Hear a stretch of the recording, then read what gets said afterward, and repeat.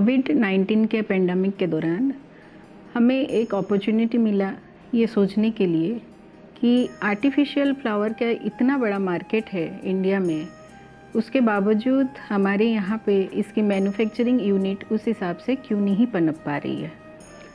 लगभग 95% of artificial flower जो है इंडिया में चाइना से इंपोर्ट होती है, लेकिन उस हिसाब से हम अगर देखते हैं तो इंडिया में उस हिसाब से हमारे पास में मैन्युफैक्चरिंग यूनिट्स नहीं है।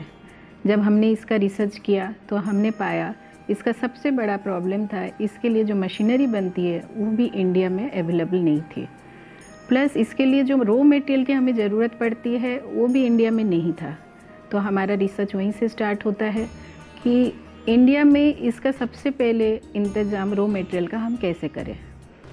तो करीबन 120 टाइप ऑफ फैब्रिक पे हमने रिसर्च किया और हमें फेलियर का सामना करना पड़ा। देन हमने मूव किया फोम पे। जब फोम पे हमने मूव किया तो हमें पता चला कि जो फोम है मार्केट में, जो अवेलेबल फोम है, उस पे हम फूल नहीं बना सकते, क्योंकि उसमें जो फ्लेक्सिबिलिटी है वो फ्लावर के लिए सफिशिएंट नहीं होती है। इसके बाद हमने इंडिया के फोम मैन्युफैक्चरर से बात किया और हमारे हिसाब से कुछ रॉ मटेरियल्स उन्होंने बना के दिया, एंड उसके बाद कई रिसर्च के बाद में हमारे रॉ मटेरियल जो है फ्लावर के लिए काफ़ी सही साबित हुए।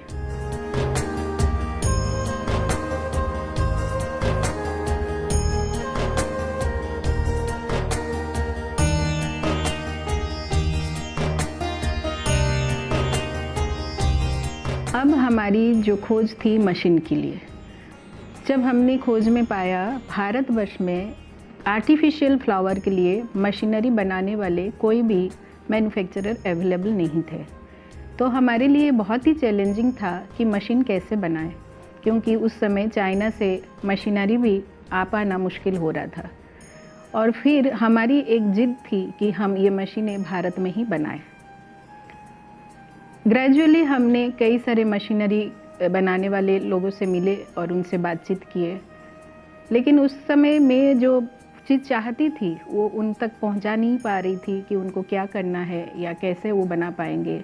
तो इस वक्त मेरे को एक व्यक्ति की ज़रूरत थी जो इस चीज़ को समझ पाए कि मुझे क्या ज़रूरत है और क्या चीज़ उन लोग मशीन वाले को समझा पाए, क्योंकि ये मैकेनिज़्म का पार्ट था और मेरा जो चीज़ था वो आर्ट का पार्ट था।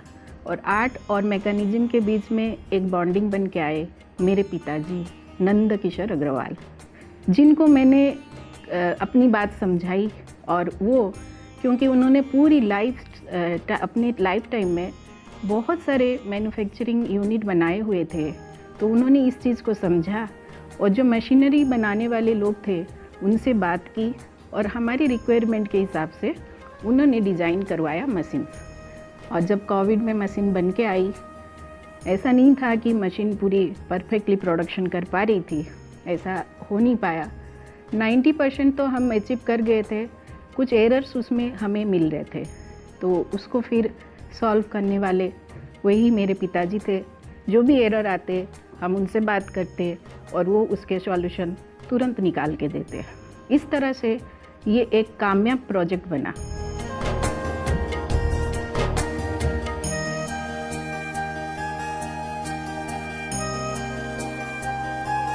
अब हमारे पास में जो फूल बनाना था हमें, तो हमें ये समझना था कि हम इसे किस तरह से मार्केट फिट बनाएं, क्योंकि जब मैं इवेंट प्लानर के रूप में काम करती थी तब मैंने ये पाया था कि जो फ्लावर मार्केट में अवेलेबल है उनमें कुछ प्लास्टिक चीज़ें यूज होती है, जिसे हम स्टार, लॉन्ग, पिन्स ये सब नाम से जानते हैं।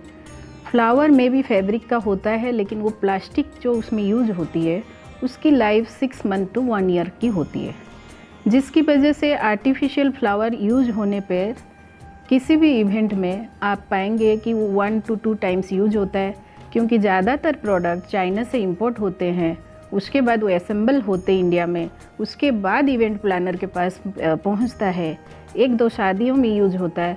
ये पूरी प्रोसेसिंग में 6 महीना से 1 year चला जाता है, और जब ये टाइम आता है वो प्लास्टिक पिन पूरी तरह से नष्ट हो जाती है। इन जो चीज़ों का है, फ्लावर की जो फैब्रिक है वो उसकी क्वालिटी अच्छी होने पे भी आपको फूल को फेंकना पड़ता है। बड़े इवेंट प्लानर जब इसको इस्तेमाल करते हैं, 1 से 2 इवेंट के बाद में वो फूल बहुत ही ह्यूज अमाउंट में आपका ख़राब होता है और वो एनवायरनमेंट के लिए भी चैलेंजिंग होता है उसको डिस्पोजल करने के लिए।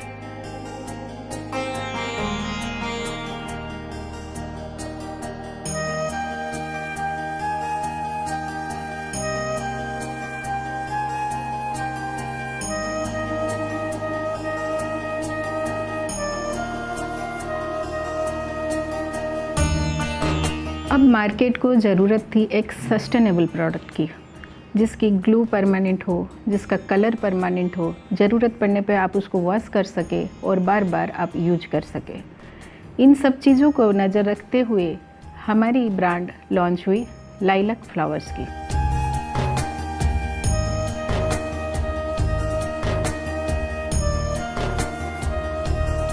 अब सवाल आता था कि ये जो प्रोडक्ट है इसकी ये पॉकेट फ्रेंडली है कि नहीं है। अगर हम कंपेयर करें तो जो फ्लावर मार्केट में है उसका इस्तेमाल आप 1 to 2 इवेंट्स कर सकते हैं, उसके बाद आप फेंक ही देते हैं। लेकिन जब लाइलैक फ्लावर्स का इस्तेमाल होता है वो करीबन 300 से 400 इवेंट तक आप इजीली यूज कर सकते हैं। ये वॉशेबल है जिससे कि ये गंदे होने पे धोया जा सकता है। इसका कलर क्योंकि परमानेंट है तो कलर भी आपका एज इट इज़ रहता है। और आप 300 से 400 इवेंट यूज करने पे जब आप कंपेयर करते विथ अदर प्रोडक्ट्स तो आप पाते हैं कि वो प्रोडक्ट्स आपको 1 रुपया का अगर खर्चा आ रहा है तो ये 10 पैसा का खर्चा आ रहा है पर इवेंट।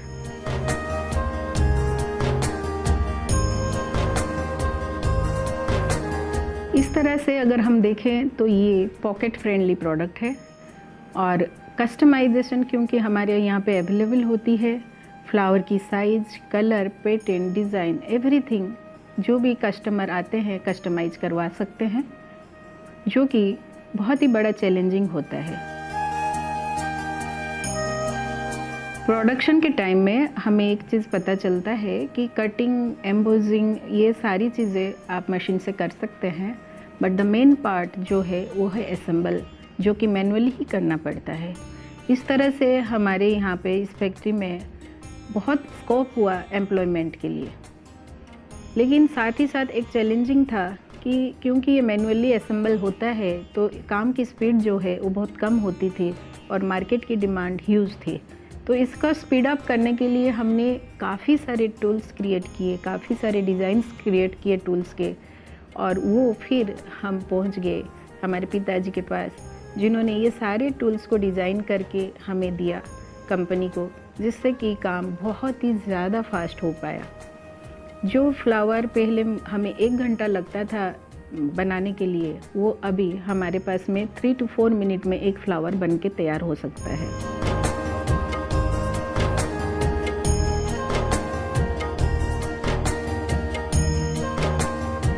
फ्लावर में और एक बहुत बड़ी चैलेंजिंग थी जिस टाइम हम काम कर रहे थे, तो हम पाते थे कि जब फ्लावर को रख दिया जाता है वंस यूज करने के बाद में उसको रीशेप करने का एक बहुत बड़ी चैलेंजिंग थी। तो हमने अपने फ्लावर में इस तरह से डिज़ाइन किया कि आप उसको जब भी फूल को रखें स्क्वीज करके छोटा सा पार्शल बनाएं और उसके बाद में जब भी फूल को खोले उसको रीशेप कर सकते हैं। इससे ये हुआ कि ट्रांसपोर्टेशन कॉस्ट जो कि बहुत कम कर पाए, क्योंकि उसकी पैकेजिंग एक अगर हम 10 फीट की फ्लावर देते हैं उसकी पैकेजिंग बहुत ही स्क्वीज करके छोटा सा बन जाता है, जिससे कि ट्रांसपोर्टेशन का कॉस्ट बहुत मिनिमाइज हो जाता है।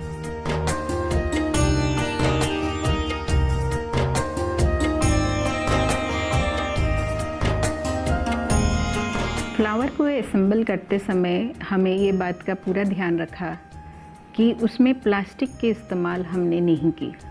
जो प्लास्टिक का लाइफ 6 महीना होता था उसको हमने अपने फ्लावर से पूरी तरह से निकाल फेंका था। इसमें हमने फिटिंग्स को इतना स्ट्रॉन्ग बनाया कि फ्लावर्स की लाइफ ऑटोमेटिक काफ़ी लंबी हो गई।